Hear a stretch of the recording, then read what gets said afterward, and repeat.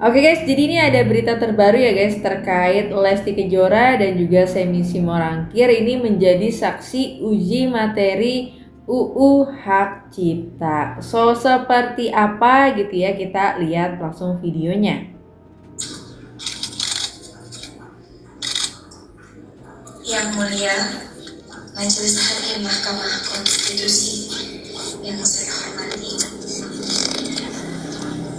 dengan hormat saya Lestiani, dikenal secara profesional sebagai Lesti Kejora, menyampaikan pernyataan ini dalam kapasitas sebagai saksi dari para pemohon guna memberikan gambaran nyata mengenai permasalahan hukum yang dihadapi para pelaku pertunjukan. Nah iya, ini bener banget nih ya menurut gue ya. Ini cocok banget, apalagi ya seperti kasus yang dialami sama Dede Lesti ini ya guys. Khususnya penyanyi. Dalam pelaksanaan kegiatan pertunjukan musik di lapangan yang kerap kali berujung pada ancaman pidana dan gugatan perdata karena multi tafsirnya ketentuan undang-undang hak cipta. Sekitar pada tahun 2016 hingga 2018, saya pernah membawakan lagu yang berjudul Bagai Ranting Yang Kering yang diciptakan oleh Bapak Yoni Mulyono alias Bapak Yoni Dores. Salah satunya dalam satu acara pernikahan yang diselenggarakan di Subang, Jawa Barat. Lagu tersebut saya bawakan atas permintaan pihak penyelenggara sebagai bagian dari daftar lagu yang telah disepakati. Video-video dari pertunjukan tersebut kemudian diunggah oleh pihak lain, penonton atau penyelenggara, ke sosial media atau di kanal digital yang dikenal YouTube, serta terdapat beberapa unggahan yang berisikan materi berupa foto saya yang ditempelkan sebagai thumbnail atau cover dari video lagu-lagu ciptaan dari Bapak Yoni Dores.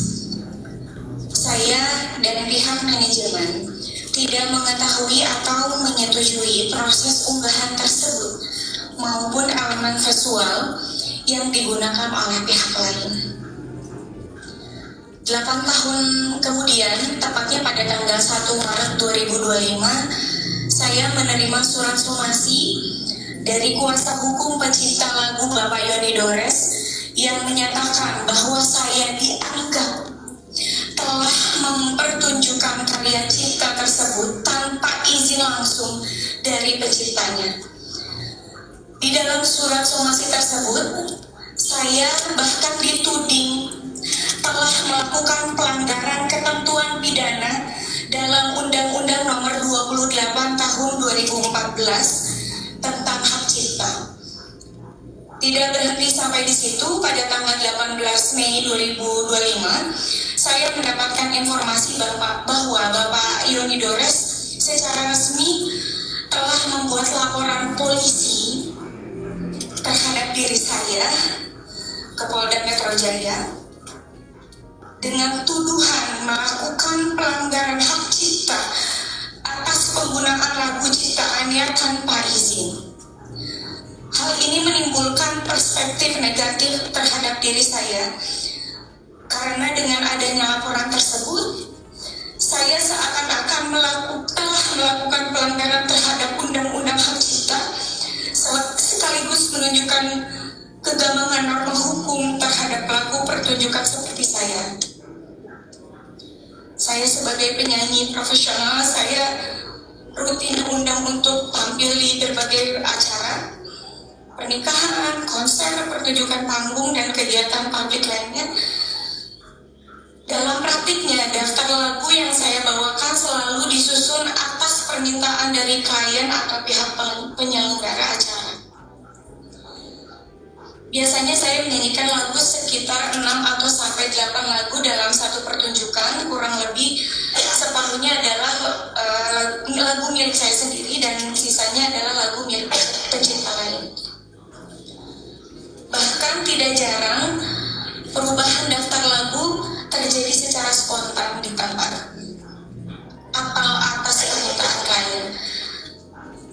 Pentingnya untuk saya tegaskan bahwa saya tidak pernah mengurus langsung perizinan atau pembayaran royalti atas lagu-lagu yang dibawakan, karena saya sebagai penyanyi profesional, saya hanya menjalankan tugas untuk memberikan jasa tampil atau pertunjukan sesuai kesepakatan dengan pihak yang mengundang saya. Sebagai penyanyi, saya tidak memiliki akses maupun kapasitas untuk mengetahui variabel-variabel komersil yang menjadi dasar perhitungan royalti seperti jumlah penonton, harga tiket, atau skala dan kategori acara sebagai yang dipersyaratkan dalam sistem lisensi yang berlaku menurut peraturan perundang-undangan. Somasi yang saya terima disertakan laporan pidana yang dibuat oleh pencipta lagu merupakan bentuk nyata dari kekaburan norma dan ketidakseimbangan posisi hukum antara pencipta lagu dan pelaku pertunjukan.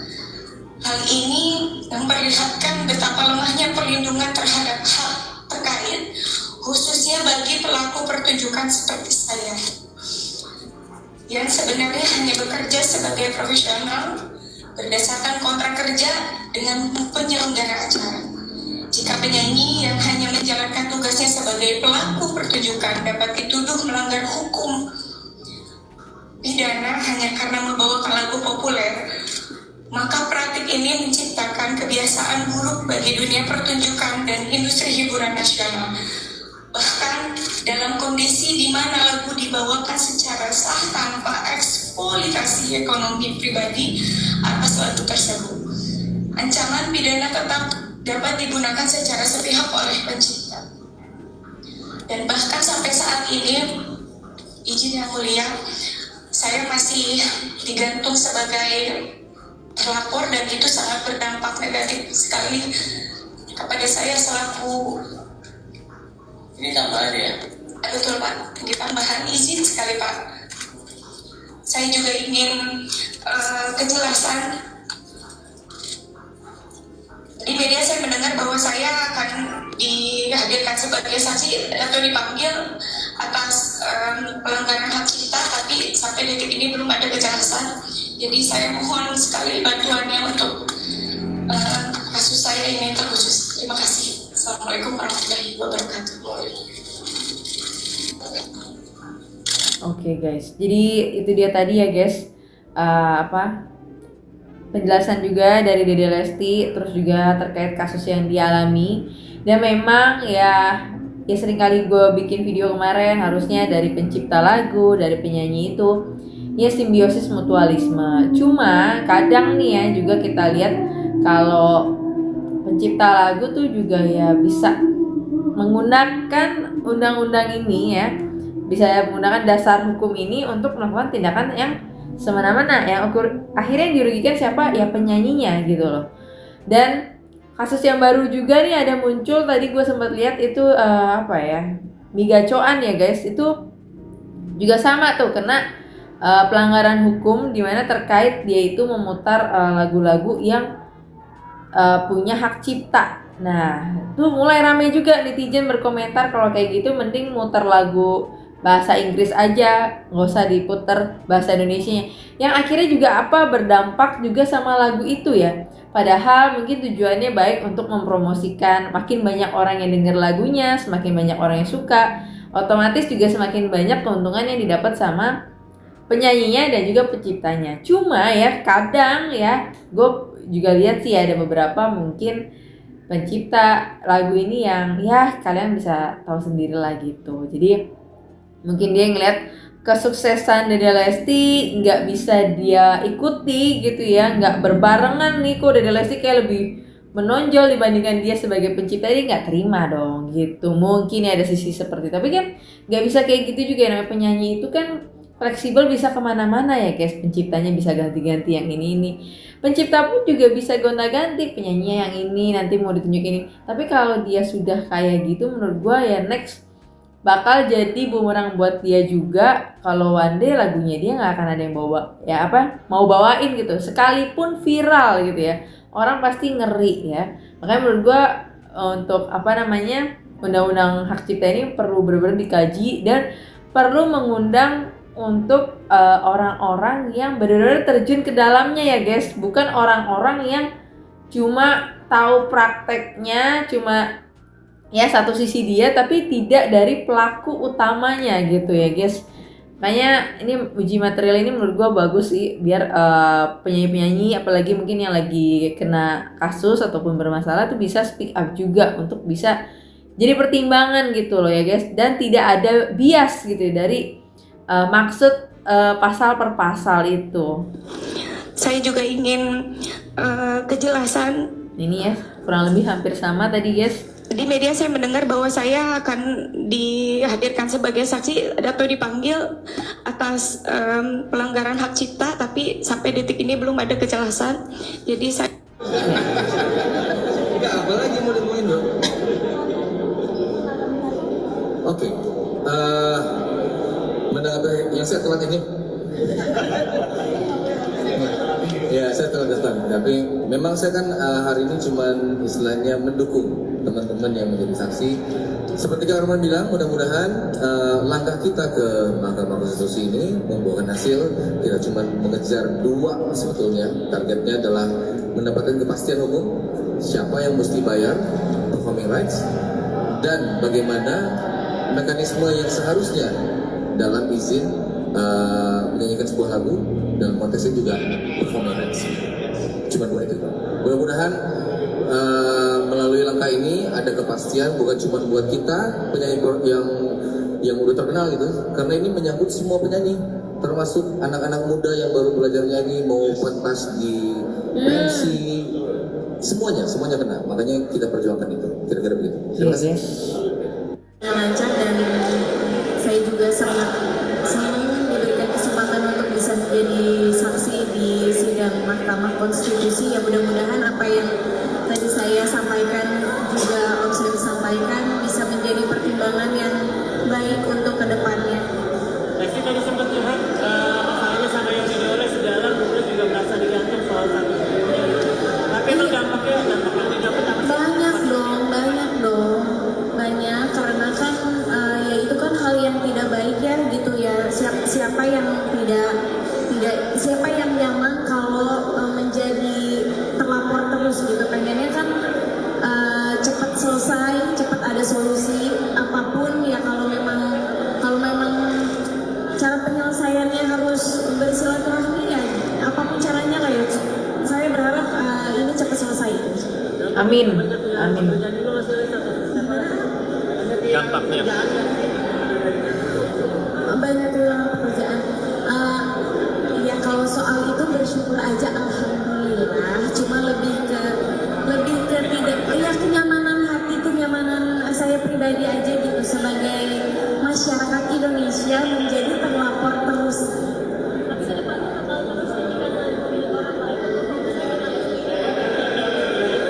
Sejauh ini tadi Om Seni memberikan semangat untuk terus berkarya, jangan pernah takut untuk menjadi penyanyi, jangan pernah takut untuk bisa terus menyanyikan lagu. Jangan Dede, kamu harus tetap bernyanyi untuk kami semua. Sejauh ini dari kuasa hukum saya masih ada komunikasi tapi nggak lewat saya langsung. Ya, oke, terima kasih. Nah, Lesti Kejora diminta hakim untuk menyanyikan lagu ciptaannya sendiri di sidang uji materi UU Hak Cipta. Ciptaan sendiri tidak? punya Pak. Seperti apa lagu coba? Biar kami dengar. Kalau yang lagu lain jangan dinyanyikan, karena sedang disengketakan kan. Kalau ciptaan sendiri kan boleh. Coba. Bisa aja nih. Aja. Bapak Hakim. Angin sampaikan padanya betapa rindu ini menyiksaku sungguh. Jangan tepuk ya. Heningnya malamku bertemankan sepi dan dirundung sedih. Ini judulnya apa? Angin, Pak. Angin. Angin. Oh. Aduh, itu gue yakin langsung kayak merdu banget guys, cengkoknya halus, aduh nyes di hati.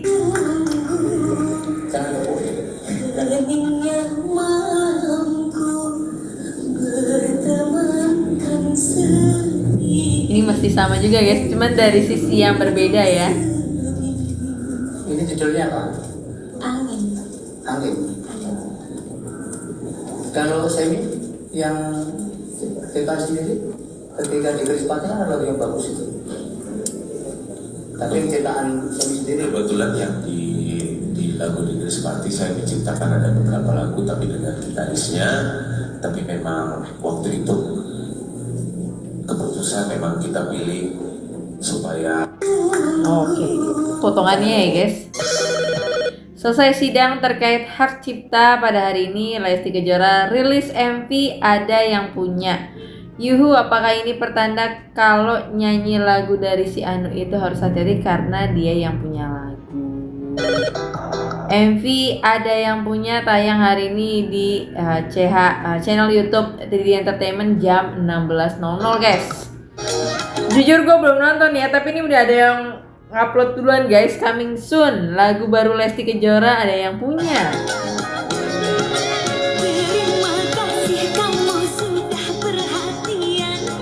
Aduh, gue mohon maaf nih, gue suka banget nih musik ceria begini nih, centil-centil yang jarang menurut gue dari Lesti nih.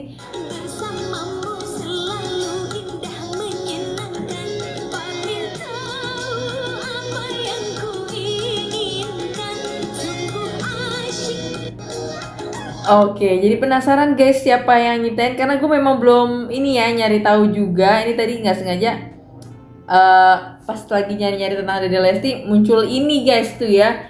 Dan memang kalau kita lihat dari statement dia yang sebelumnya, ini setiap bulan dia bakal rilis lagu ya guys, karena memang mungkin gak lah daripada bawain lagu ciptaan orang lain ribet jadi masalah pusing ya, akhirnya mungkin ini juga salah satu lagu yang Dede Lesti ciptain sendiri sama Rizky Bilar. Oh, kita nanti bakal cari tahu ya, mungkin setelah gue bikin video ini ya. So mungkin itu aja untuk video kali ini.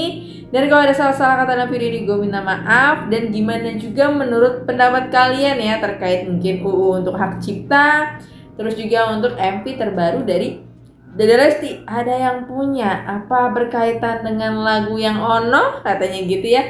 So mungkin itu aja, sampai ketemu lagi di video berikutnya. Bye bye.